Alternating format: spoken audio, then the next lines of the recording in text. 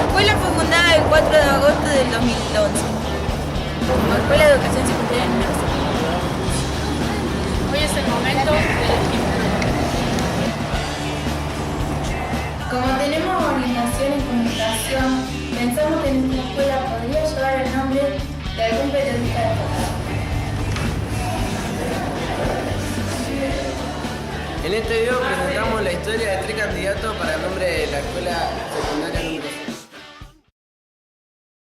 5 de marzo de 1977, a un año del último golpe militar, Rodolfo Walsh se encontraba a pie cerca de la avenida San Juan y Entre Ríos en Buenos Aires. Acababa de enviar las primeras copias de su carta, abierta a la Junta Militar. Un grupo de tareas de la ESMA le dio la orden de entregarse. Walsh se resistió con su arma y fue herido de muerte.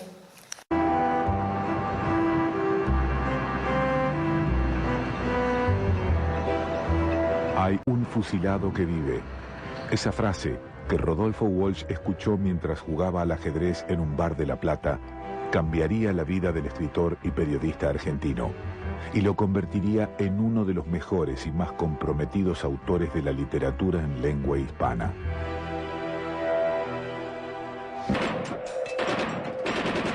El 9 de junio de 1956 se fusiló, sin juicio previo y antes de que se imponga la ley marcial, a un supuesto grupo de cabecillas del levantamiento en un basural de José León Suárez. Este hecho se transformaría luego en el libro Operación Masacre. Los vigilantes los arrean hacia el basural como a un rebaño aterrorizado. La camioneta se detiene, alumbrándolos con los faros. Los prisioneros parecen flotar en un lago vivísimo de luz. Rodríguez Moreno baja, pistola en mano. A partir de ese instante el relato se fragmenta. Estalla en 12 o 13 nódulos de pánico. Disparemos, Carranza, dice Gavino. Yo creo que nos matan. Libraga se va abriendo hacia la izquierda, sigilosamente, paso a paso. Viste de negro.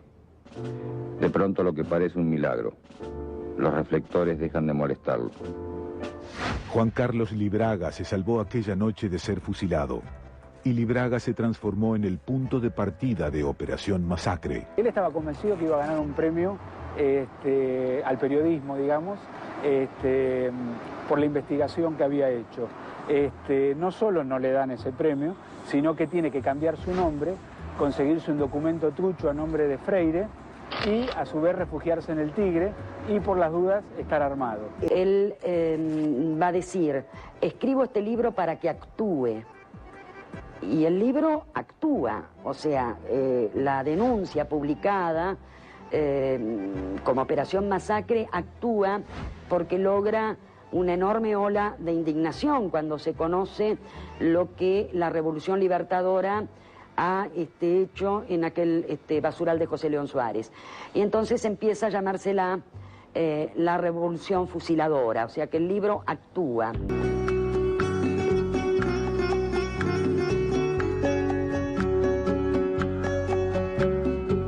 Con el triunfo de la Revolución Cubana en enero de 1959, se hizo imprescindible en la isla una agencia de noticias.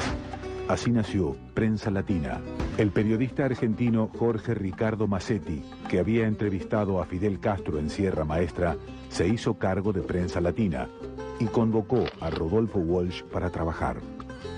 Mi padre nos escribía diciéndonos que Fidel era más simpático que Frondizi.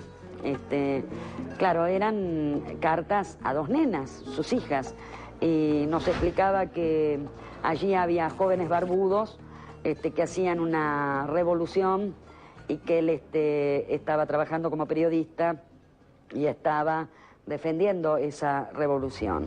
Entre las tareas que realizó Walsh para Prensa Latina, hubo una que torció el rumbo de la historia.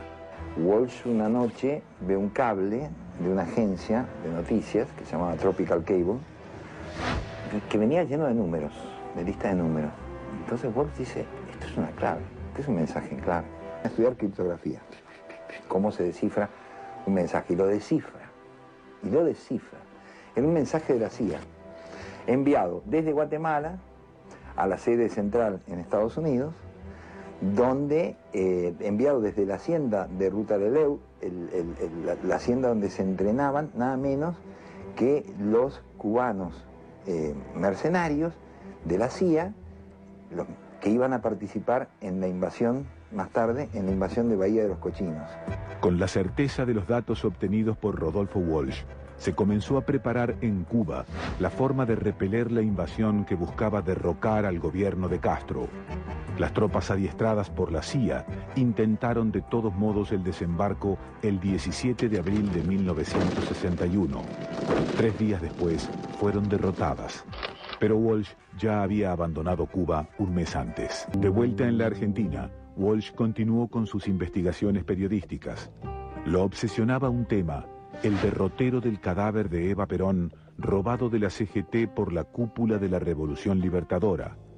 El por entonces jefe del Servicio de Inteligencia del Ejército, Carlos Eugenio Muri Koenig, había retenido el cuerpo de Evita durante los primeros meses. Era el entrevistado ideal. Él no necesariamente estaba pensando en un cuento. Es más probable pensar que como periodista estaba queriendo obtener un dato, digamos, fundamental, valiosísimo, que le permitiera buscar el cadáver de Evita y avanzar en esa investigación. Y a partir de esa entrevista que tiene con Koenig, él hace ese famoso cuento que es esa mujer. Evita no aparece nunca nombrada. Pero como había dicho Borges en algún texto, no hay manera más escandalosa de nombrar a alguien que omitirlo de manera evidente. Cuando todos sabemos de lo que se está hablando, pero no se lo nombra, llega un momento que es insoportable esta situación. Tal vez va a preguntarme quién soy, qué hago ahí. Y mientras salgo derrotado, pensando que tendré que volver o que no volveré nunca, mientras sé que ya no me interesa y que justamente no moveré un dedo, ni siquiera en un mapa, la voz del coronel me alcanza como una revelación. Es mía, dice simplemente. Esa mujer es mía. El 1 de julio de 1974, la muerte de Perón significó que la violencia se profundizara. Rodolfo Walsh fue el encargado de escribir la necrológica. Entonces, el autor de Operación Masacre se calzó las gafas y escribió 8 memorables líneas que daban la síntesis perfecta de lo que había sido Perón, como figura controvertida.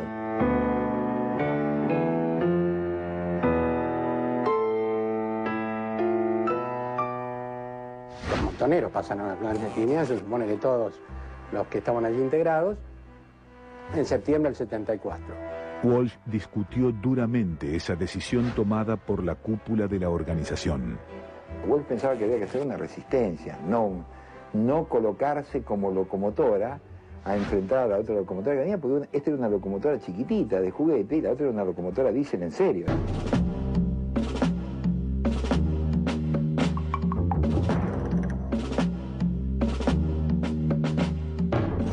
Una vez ocurrido el golpe militar,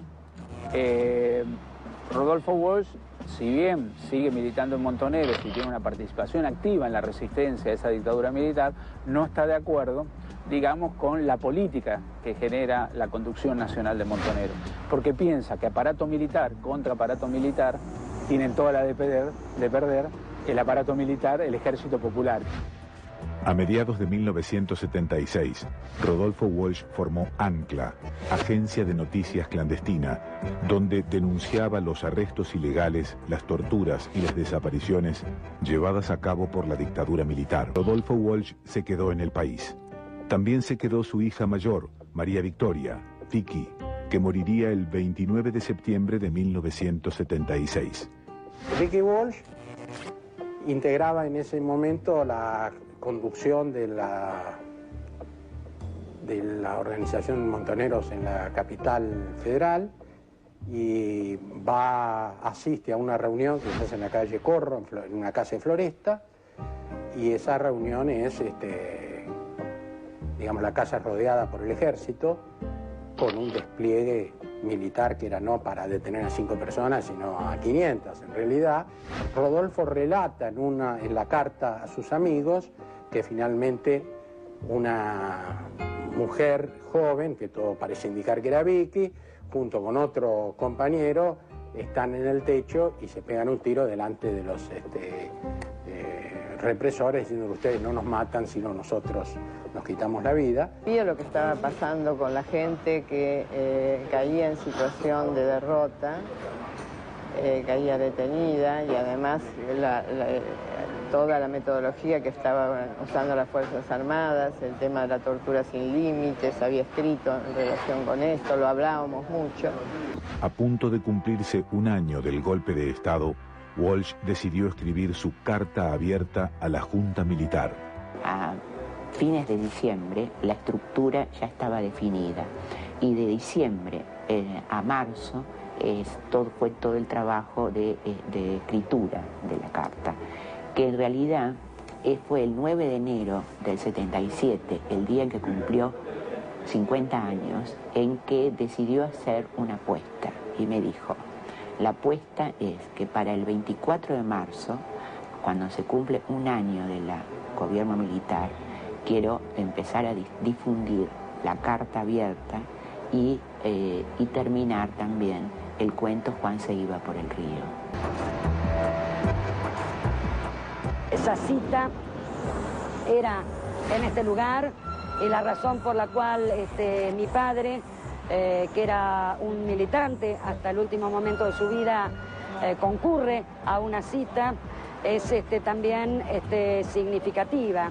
Sabía que estas citas estaban siendo absolutamente peligrosas, que estaban muchas veces formando parte de emboscadas, pero él viene porque recibe una carta o le cuentan el contenido de una carta donde una muchacha joven, una compañera de su organización, le pide ayuda. Llevaba una pistola de bajo calibre, una Walter PPK calibre 22, que se la ponía siempre acá y decía: ten cuidado, Rodolfo, porque un día te vas a volar los genitales.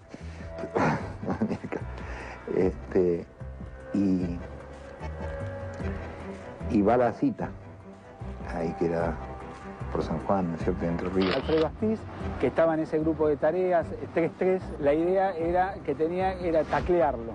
Pero hay una confusión porque además, si bien sabían que iba a venir un montonero, lo que no pensaban que era un hombre de 50 años, que estaba disfrazado de jubilado, que tenía un sombrero de paja. Pero uno de los represores lo advierte, piensa que puede ser Walsh, y ahí entonces él le dan el alto, él saca una pequeña pistola que llevaba y una ráfaga de FAL, prácticamente lo corta en dos y llega muerto a la escuela de mecánica. Bueno, Alfredo Astiz es uno de esos secuestradores.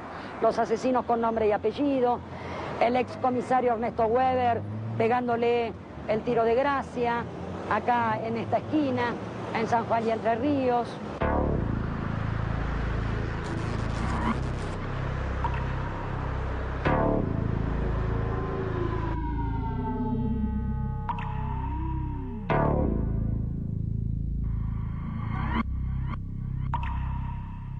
El cuerpo sin vida de Rodolfo Walsh fue trasladado a la Escuela de Mecánica de la Armada. Los que integraban el grupo de tareas de la Escuela de Mecánica de la Armada se pelearon entre sí, no habían podido llevarlo con vida para torturarlo, o sea que se peleaban a los gritos, por eso muchos escucharon esa pelea y supieron qué era lo que había pasado aquel día. Y hasta el día de hoy, bueno, ya han pasado 30 años, no sabemos qué hicieron con su cuerpo. Sabemos que lo tiraron en un pasillo en la Escuela de Mecánica de la Armada, que estaba con muchos impactos de bala, prácticamente cortado en dos por una ráfaga de ametralladora, dice uno de los testimonios, y de allí lo desaparecieron. Tenía 2 años, Miguel Cruz se fue de Pigüé a vivir a La Plata con su familia. El 17 de agosto de 1993 ya tenía 23 años y desapareció. Miguel y sus amigos habían sufrido 2 allanamientos ilegales por parte del personal de la Comisaría Novena de La Plata. Miguel denunció al personal policial ante un juez y eso le costó la vida. Nunca más se volvió a ver, encontraron su ropa y su bicicleta junto al río. Sus familiares y amigos reclamaron justicia. Pudieron probar que la Comisaría Novena lo había secuestrado, torturado y asesinado. Fueron juzgados y condenados, pero nunca dijeron dónde está Miguel.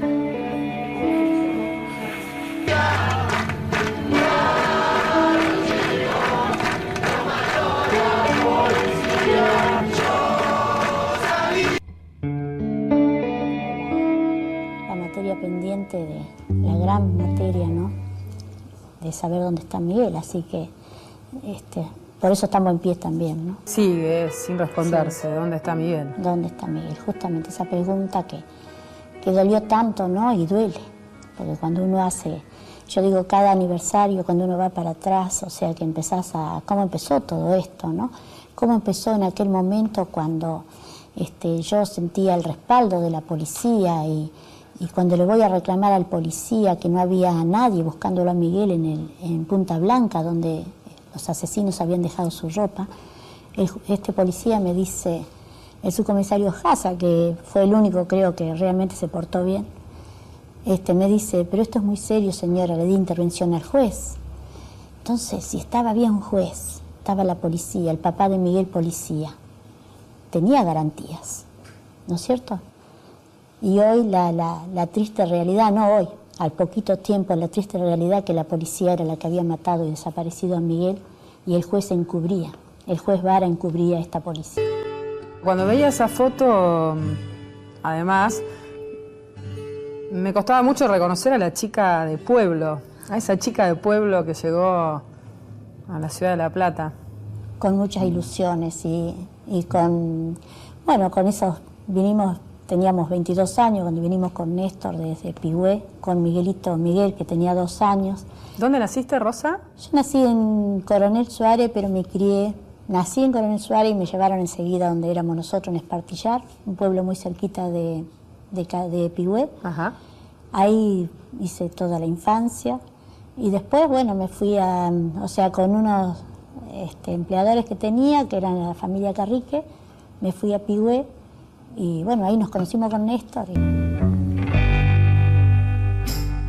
Ahí está el Miguel que ya reconocemos, que ya estudiaba periodismo. Miguel ya estaba estudiando periodismo cuando, decide irse a vivir solo. Justamente para esta fecha. Era más o menos para el cumpleaños de Diana, del 92, que dijo, me voy a vivir solo. Y ese de irse a vivir solo era como que iba y volvía, ¿no? Pero ese día se llevó la cama.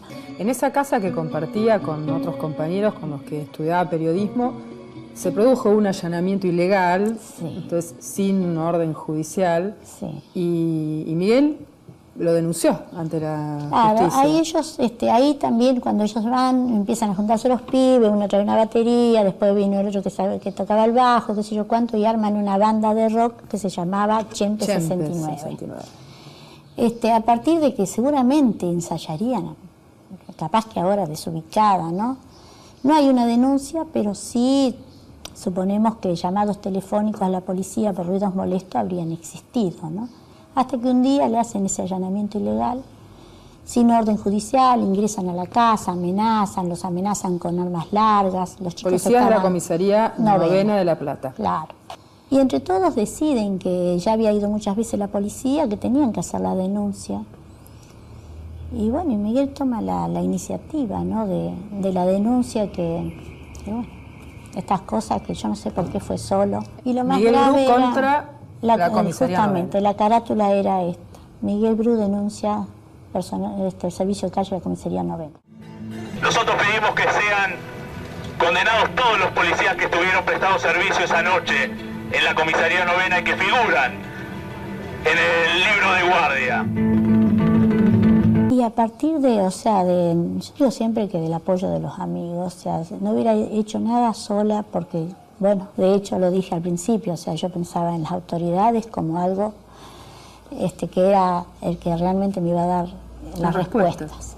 Así que fue un aprendizaje a la fuerza, duro, porque si bien ahora uno lo toma muchas veces un poco a decir, un poco risueño, las estrategias que se armaban, ¿no? Pero fue duro, era duro enfrentarlo a Vara, de muchas cosas, y uno desde ese lugar sale. Si vos me preguntás cómo así, no sé, sale. Y creo que como a mí le pasa a tantas madres, que desde el mismo dolor sacás fuerza, no tenés miedo porque no tenés miedos, y aprendés sin querer, porque si a mí alguna vez me hubieran dicho que iba a hablar en los medios o que iba a tener que, qué sé yo, transitar por los tribunales y me hubiera dicho, vos estás loco. Hace falta muchísimo coraje para declarar contra la policía cuando vos sos pobre, estás detenido, sos completamente vulnerable. En el caso de Miguel, hubo gente que tuvo ese coraje, Suazo lo pagó con su vida, vos lo decías, pero vamos a compartir un momento del juicio, porque, bueno, es una manera de hacer memoria, de rendirle homenaje a los que tuvieron el coraje de señalar a los asesinos. Tal cual. A Miguel lo tenía en la oficina de servicio de calle. Bueno, se escucharon gritos, nosotros siempre de curioso veíamos a ver a quién traían. Y bueno, estábamos mirando por la ventanita de la celda y bueno, se veía que estaban torturando a un muchacho que resultó ser Miguel. Y que yo miraba por la ventana cómo castigaban a ese pibe y después lo llevaron abajo a una regadera de agua y de ahí salieron, no sé para dónde salieron con el pibe. ¿Se da cuenta? ¿Pude identificar a las personas que lo golpeaban? Sí. ¿Quién era o quiénes eran? Bueno, estaba López, Ábrigo, Ranaleta, el Pata Beltrán y bueno, había varios policías más que bueno, que no me acuerdo el apellido. ¿Usted puede mirar hacia su derecha y ver si alguna de esas personas que usted está mencionando está presente acá en la sala? Sí. ¿Las puede señalar, por favor? Sí.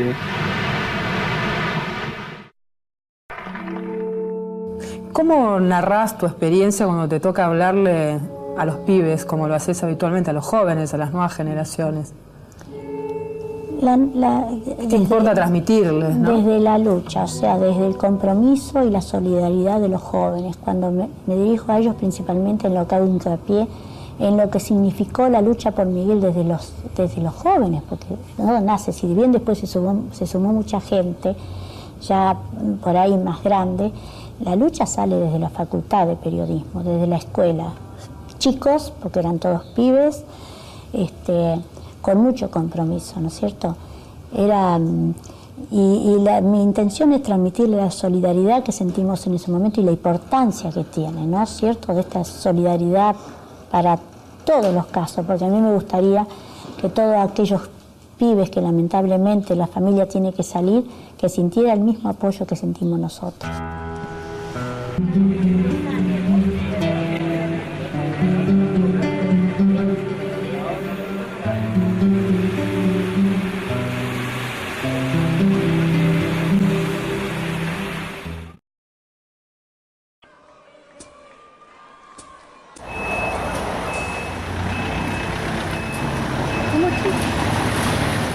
Eliseo Albornoz se enfrentó al poder en la década infame y fue asesinado en Pigüé en 1932, en la esquina de Ciudad de Rodés y Bernardo de Irigoyen.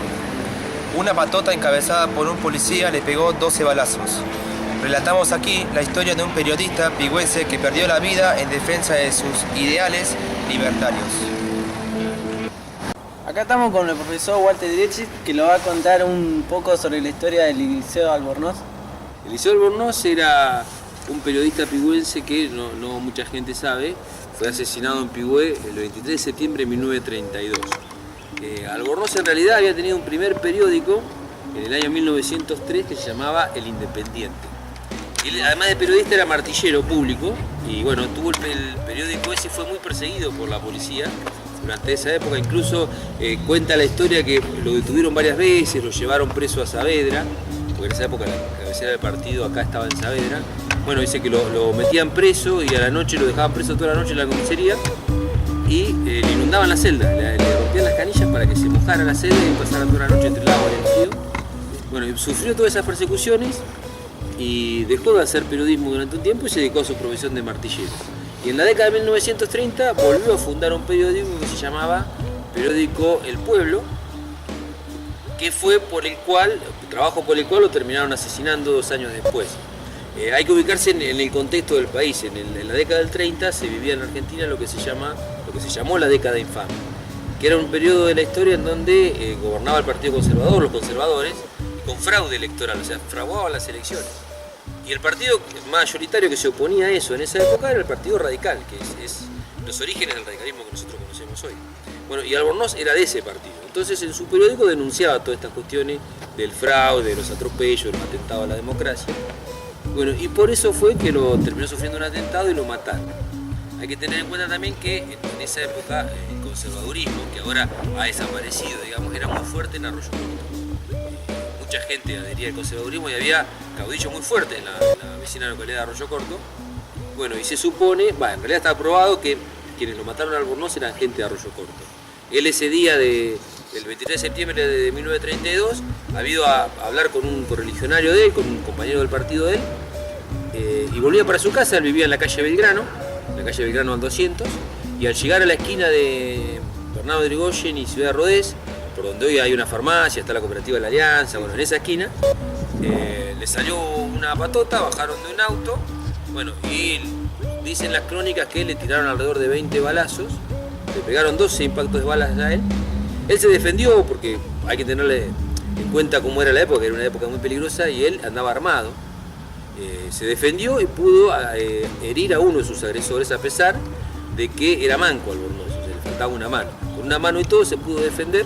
Bueno, hirió a uno de sus agresores y bueno, lo terminaron matando en ese lugar. Ese asesinato de él generó mucha conmoción incluso en el país. Mirando en el museo uno puede ver que incluso el diario La Nación, que era el diario más importante de la época de Buenos Aires, habló del tema y habló de lo que había hecho Albornoz, de su valentía en denunciar los atropellos, de su muerte, de la cobarde agresión. Y bueno, después que él falleció, que lo mataron, su esposa, que se llamaba Verónica Otero, continuó con el periódico, donde se ven en las crónicas posteriores que ella con mucha valentía da el nombre de los agresores, dice lo que pasó, denuncia a las personas responsables de esto y siguió con su periódico muchos años, siguiendo la posta, digamos, que había iniciado su marido, y bueno, finalmente se identificó y condenó por el crimen a 2 personas. Dicen la gente de la época que en realidad los que pagaron el crimen no eran los principales responsables políticos e ideológicos, pero bueno, sí se identificó a 2 entre los que estaban, porque se está probado que entre los que lo asesinaron a Albornoz estaba incluso uno de los policías de Arroyo Corto. Es decir, que hasta la fuerza pública de ese momento, en alianza con el poder político, participó de su asesinato. Bueno, es una historia no demasiado conocida, que en realidad quedó en el anonimato mucho tiempo, y hace unos años atrás, una nieta de Albornoz fue la que empezó a investigar un poco el tema, fue recabando datos, bueno, por ahí acercólo a la historia a la prensa local la fue publicando, y hace 2 años, por el Día del Periodista, que se celebra el 7 de junio, el Consejo Deliberante local decidió que una calle de Pigüé lleve el nombre de Luis Albornoz, es una calle que está detrás del canal. A partir de ahí, digamos, el único homenaje así físico o palpable que uno puede ver en nuestra ciudad es esa calle que lleva el nombre de él, bueno, que recuerda esta historia. Y bueno, para los que trabajamos en periodismo, por ahí no deja de ser un símbolo y un ícono de la defensa de nuestra profesión, la defensa de la democracia, y alguien que pagó con su vida el defender sus ideales.